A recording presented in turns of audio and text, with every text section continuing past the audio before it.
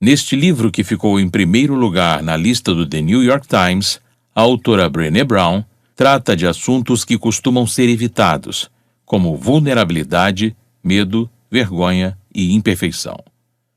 Com seu texto, Brown busca mostrar aos leitores que a vulnerabilidade não é uma fraqueza, mas sim a melhor definição de coragem.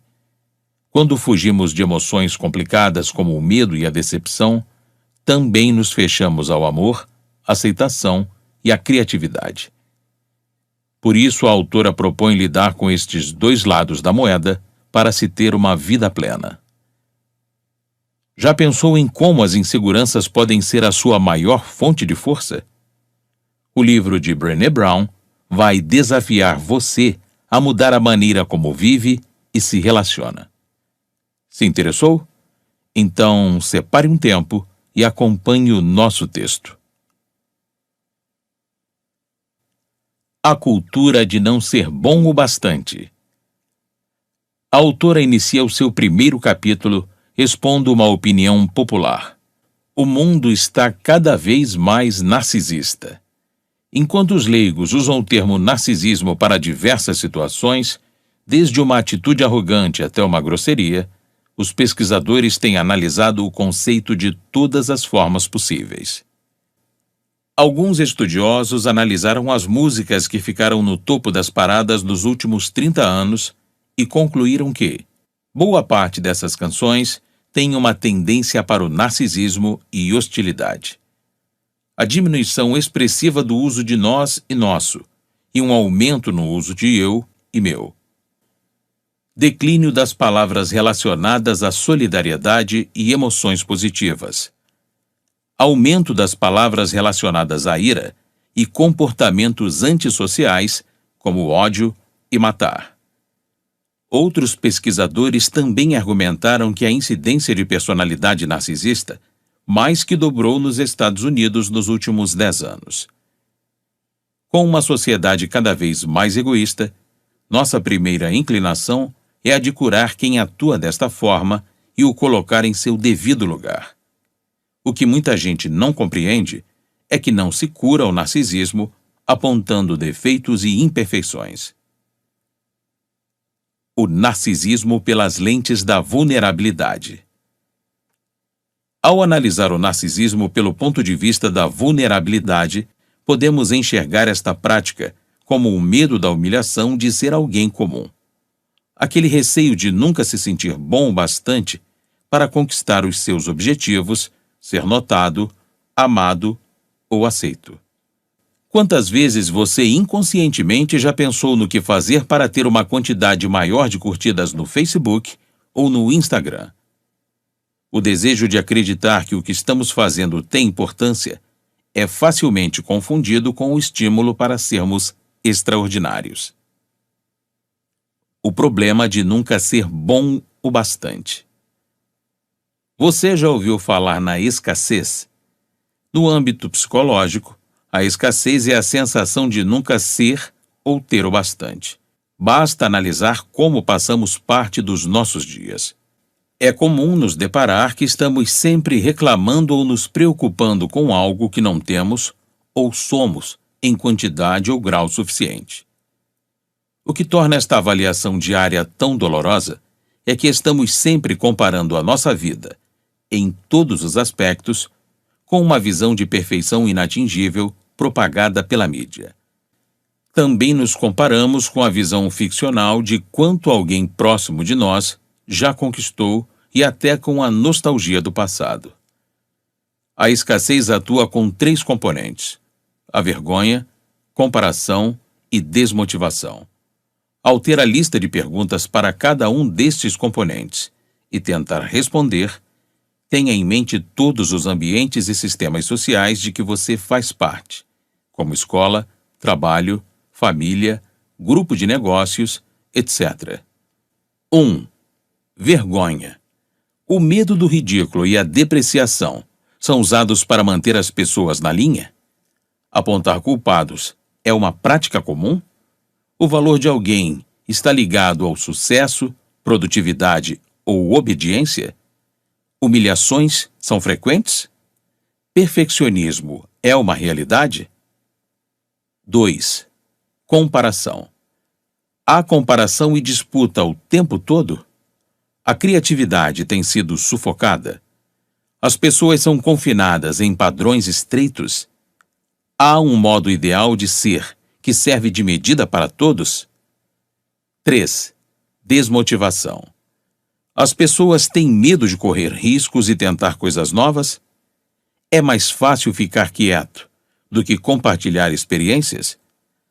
A impressão geral é de que ninguém está escutando? Todos estão se esforçando para serem vistos e ouvidos?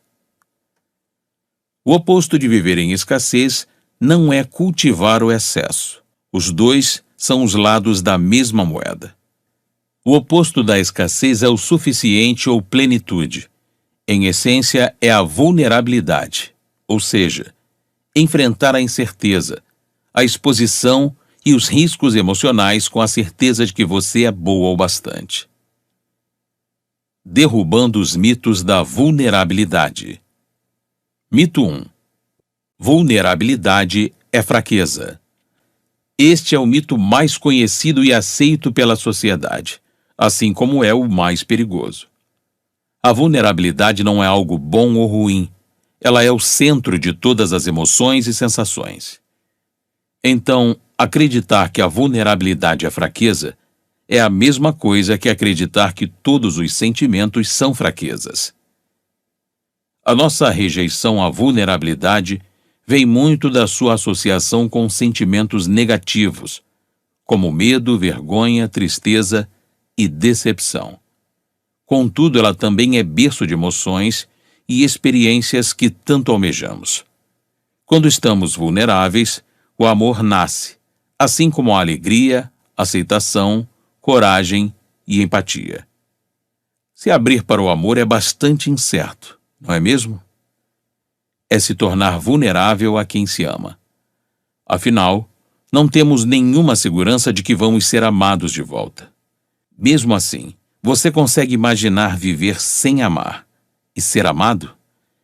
Este é só um exemplo de como a vulnerabilidade pode ser positiva. Mito 2. Vulnerabilidade não é comigo. Mesmo se você optar por abrir mão de relacionamentos e se isolar do mundo, ainda assim estaria sujeito à vulnerabilidade. Experimentar ser vulnerável não é uma opção. A única escolha que temos é de como vamos reagir assim que formos confrontados com a incerteza e exposição emocional. Mito 3. Vulnerabilidade é expor toda a minha vida. A vulnerabilidade baseia-se na reciprocidade e requer confiança e limites. É compartilhar nossos sentimentos e experiências com pessoas que conquistaram o direito de conhecê-los. Mito 4. Eu me garanto sozinho. Se garantir sozinho é algo bastante reverenciado em nossa sociedade. Porém, a jornada da vulnerabilidade não foi feita para ser percorrida sem companhia. Todo mundo precisa de apoio. Além disso, a coragem de enfrentar a vulnerabilidade encoraja aqueles que estão perto de você. Compreendendo e combatendo a vergonha. Aprender a lidar com a vergonha é parte da vulnerabilidade. A boa notícia é de que você não está sozinho. Todos nós sentimos vergonha de alguma coisa e temos receio em falar sobre ela. Mas tenha em mente que as pessoas que não são prisioneiras da vergonha normalmente são mais criativas, ousadas, comprometidas e dispostas a tentar de novo até dar certo. Não podemos abraçar a vulnerabilidade se a vergonha estiver sufocando a nossa valorização e conexão com a vida. A autora define a vergonha como um sentimento intensamente doloroso ou a experiência de acreditar que somos defeituosos e, portanto, indignos de amor e aceitação. Descomplicando a vergonha. Você já parou para pensar na diferença entre vergonha e culpa? Pode parecer besteira, mas é fundamental entender qual a divergência entre estes dois sentimentos. Para ficar mais claro, vamos dar um exemplo. Culpa: eu fiz algo ruim. Vergonha: eu sou algo ruim. Deu para perceber a diferença? Quando sentimos vergonha, estamos mais inclinados a nos proteger culpando algo ou alguém, tentando justificar o nosso erro. Quando nos desculpamos por alguma coisa ou reparamos um erro, a culpa e não a vergonha é geralmente a força propulsora para mudar o nosso comportamento. Vivemos em um mundo em que boa parte da sociedade ainda é adepta da crença que a vergonha é uma boa forma de manter alguém na linha. Porém, este sentimento está altamente ligado a vícios, bullying, agressão, depressão e distúrbios alimentares. O que fazer com a vergonha? A resposta é resiliência, que é a nossa capacidade de nos recuperar rapidamente de um revés ou de nos adaptarmos a uma mudança. A resiliência tem a ver com sair deste sentimento de vergonha para o afeto da empatia. Ao conseguirmos compartilhar nossa história com alguém que responda com solidariedade e compreensão, a vergonha perde a força. A autoaceitação também é um sentimento bastante importante neste processo. A autora aponta 4 elementos da resiliência à vergonha. 1. Reconhecer a vergonha e compreender seus mecanismos. 2. Praticar a consciência crítica. 3. Ser acessível. 4. Falar da vergonha. Geralmente, quando a vergonha se instala, ela ativa a parte do nosso cérebro que corre, se esconde ou luta bravamente. Estas estratégias nos levam para longe da empatia, pois são voltadas em apenas nos desligar da dor da vergonha. Mas como lidar com a vergonha? Brené Brown descreve 3 movimentos. 1. Praticar a coragem e ficar acessível. Compartilhe a experiência com alguém que tenha conquistado o direito de ouvi-la. 2. Conversar consigo mesmo da maneira que faria com alguém que você amasse e estivesse tentando encorajar no meio de um desastre. 3. Assumir o que aconteceu. A vergonha também se alimenta do segredo. O professor James Pennebaker, da Universidade do Texas, concluiu a partir de um estudo que não revelar o acontecimento traumático pode ser mais prejudicial do que o próprio acontecimento. Arsenal contra a vulnerabilidade. Vamos usar máscaras e armaduras como metáfora para esconder a vulnerabilidade. Enquanto a máscara nos dá sensação de segurança, a armadura faz com que a gente se sinta mais forte.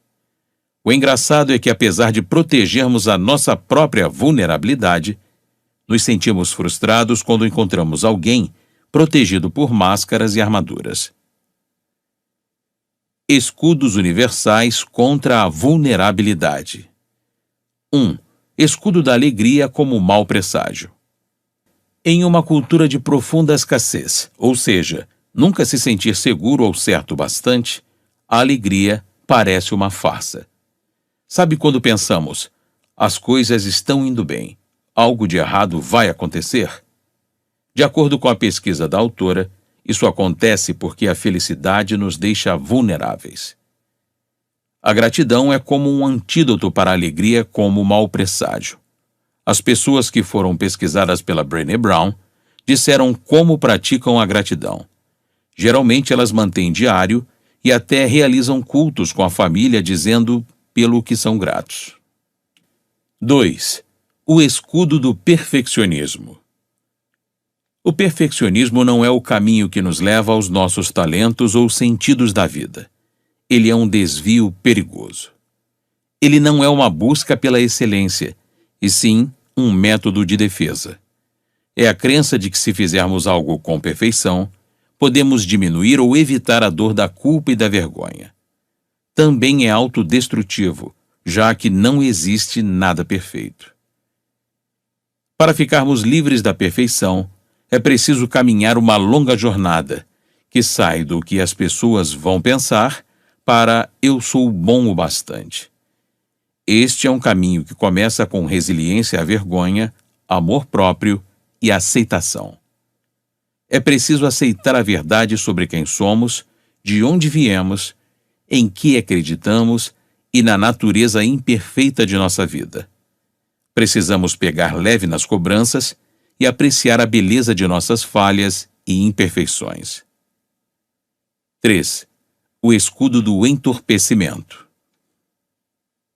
Uma das principais estratégias do entorpecimento é a de viver loucamente atarefado. A nossa sociedade aceitou a ideia de que, se estivermos sempre muito ocupados, a verdade não nos alcançará. Estatísticas comprovam que há poucas pessoas que não são afetadas por um vício. Ele pode até não ser compulsivo e crônico, mas não significa que não entorpecemos nossa sensação de vulnerabilidade. Reflita sobre tudo aquilo que faz diariamente para se anestesiar de algumas coisas. Pode ser o consumo de bebida alcoólica enquanto prepara o jantar, as 60 horas de trabalho semanal, consumo abusivo de açúcar, tempo excessivo na frente de uma tela, as várias xícaras de café e por aí vai. De acordo com a pesquisa da autora, a necessidade do entorpecimento vem da combinação de 3 fatores: vergonha, ansiedade e isolamento. Ela também enumera algumas estratégias para combater este mal. 1. Aprender como realmente vivenciar os sentimentos. 2. Ficar atento sobre os comportamentos entorpecentes.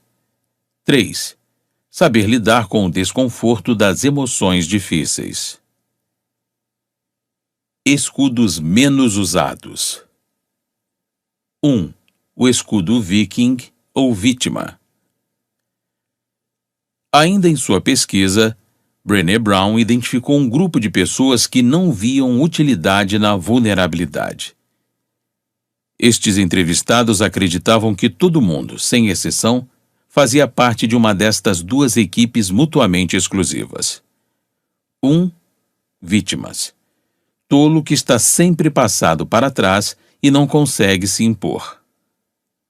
2. Viking.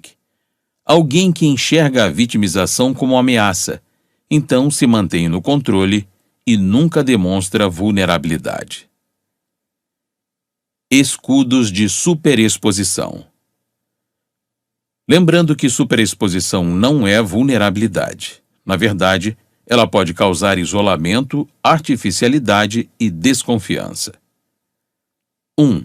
O escudo holofote. Para entender melhor o holofote, é necessário saber as intenções por trás desse tipo de exposição. É para aliviar a dor? Testar a lealdade e a tolerância em um relacionamento?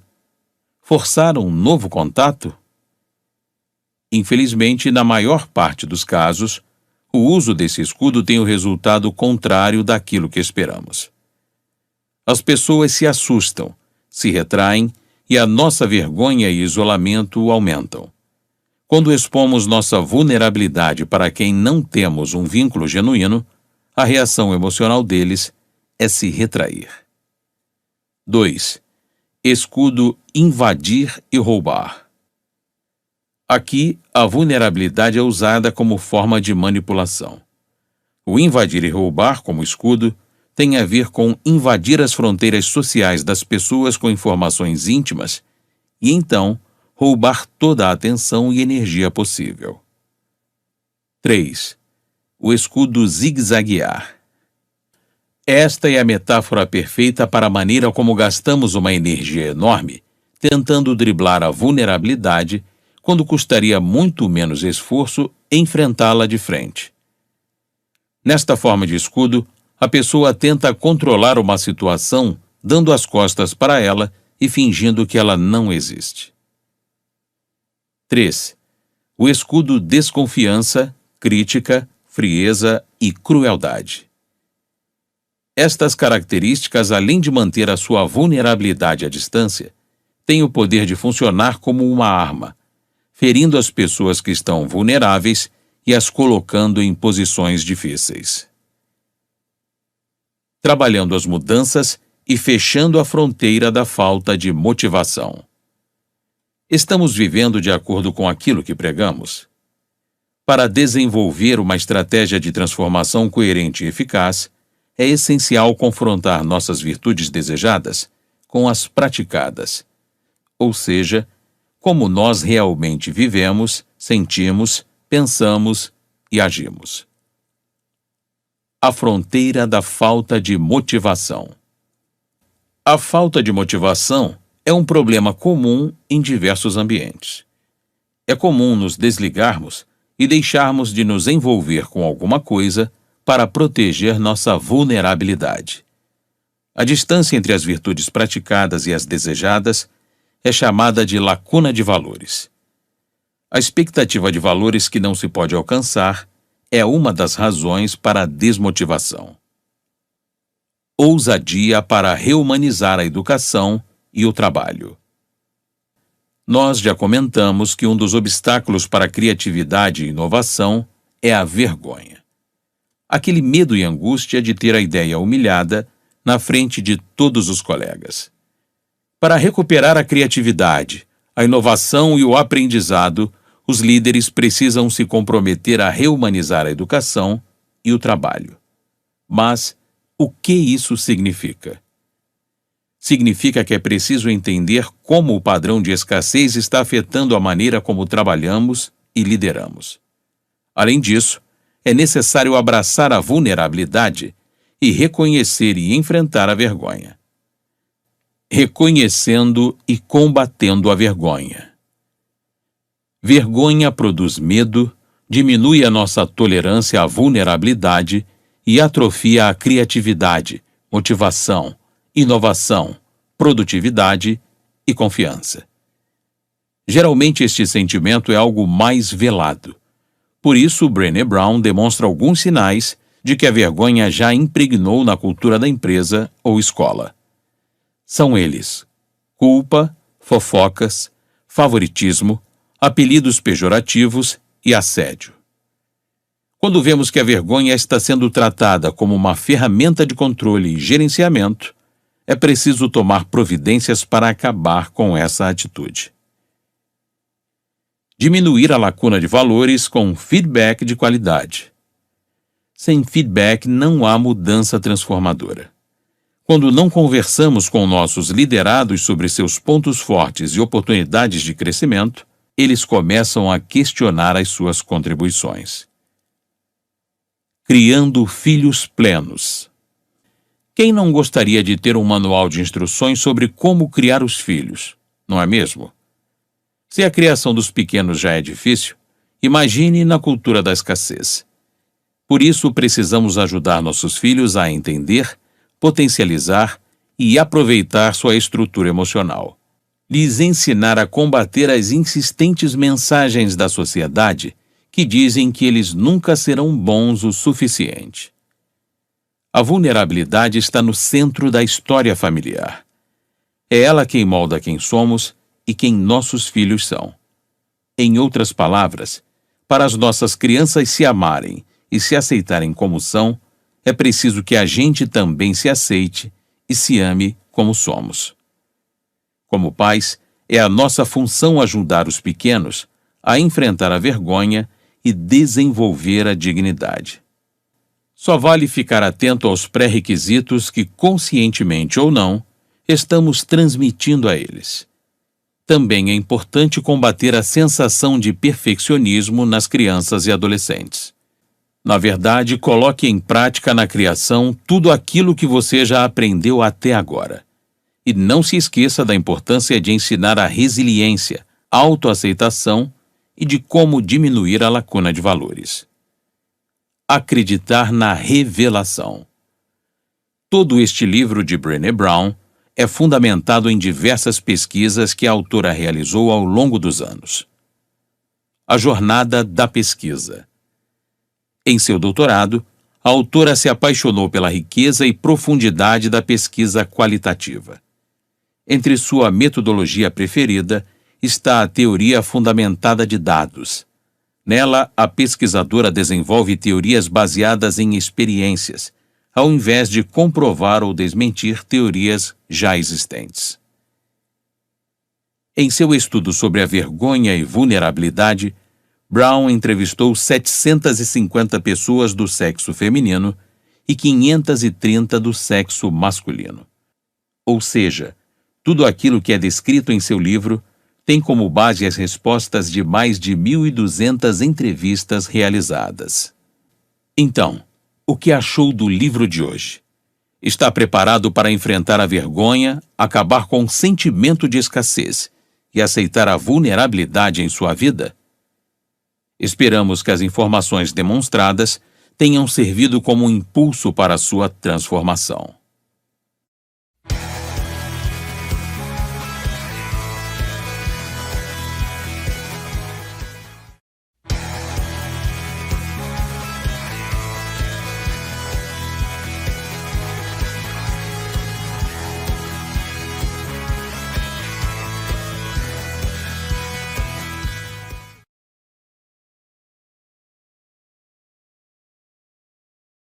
Neste livro, que ficou em primeiro lugar na lista do The New York Times, a autora Brené Brown trata de assuntos que costumam ser evitados, como vulnerabilidade, medo, vergonha e imperfeição. Com seu texto, Brown busca mostrar aos leitores que a vulnerabilidade não é uma fraqueza, mas sim a melhor definição de coragem. Quando fugimos de emoções complicadas como o medo e a decepção, também nos fechamos ao amor, aceitação e à criatividade. Por isso, a autora propõe lidar com estes dois lados da moeda para se ter uma vida plena. Já pensou em como as inseguranças podem ser a sua maior fonte de força? O livro de Brené Brown vai desafiar você a mudar a maneira como vive e se relaciona. Se interessou? Então, separe um tempo e acompanhe o nosso texto. A cultura de não ser bom o bastante. A autora inicia o seu primeiro capítulo expondo uma opinião popular. O mundo está cada vez mais narcisista. Enquanto os leigos usam o termo narcisismo para diversas situações, desde uma atitude arrogante até uma grosseria, os pesquisadores têm analisado o conceito de todas as formas possíveis. Alguns estudiosos analisaram as músicas que ficaram no topo das paradas nos últimos 30 anos e concluíram que boa parte dessas canções tem uma tendência para o narcisismo e hostilidade. A diminuição expressiva do uso de nós e nosso, e um aumento no uso de eu e meu. Declínio das palavras relacionadas à solidariedade e emoções positivas. Aumento das palavras relacionadas à ira e comportamentos antissociais, como ódio e matar. Outros pesquisadores também argumentaram que a incidência de personalidade narcisista mais que dobrou nos Estados Unidos nos últimos 10 anos. Com uma sociedade cada vez mais egoísta, nossa primeira inclinação é a de curar quem atua desta forma e o colocar em seu devido lugar. O que muita gente não compreende é que não se cura o narcisismo apontando defeitos e imperfeições. O narcisismo pelas lentes da vulnerabilidade. Ao analisar o narcisismo pelo ponto de vista da vulnerabilidade, podemos enxergar esta prática como o medo da humilhação de ser alguém comum. Aquele receio de nunca se sentir bom o bastante para conquistar os seus objetivos, ser notado, amado ou aceito. Quantas vezes você inconscientemente já pensou no que fazer para ter uma quantidade maior de curtidas no Facebook ou no Instagram? O desejo de acreditar que o que estamos fazendo tem importância é facilmente confundido com o estímulo para sermos extraordinários. O problema de nunca ser bom o bastante. Você já ouviu falar na escassez? No âmbito psicológico, a escassez é a sensação de nunca ser ou ter o bastante. Basta analisar como passamos parte dos nossos dias. É comum nos deparar que estamos sempre reclamando ou nos preocupando com algo que não temos ou somos em quantidade ou grau suficiente. O que torna esta avaliação diária tão dolorosa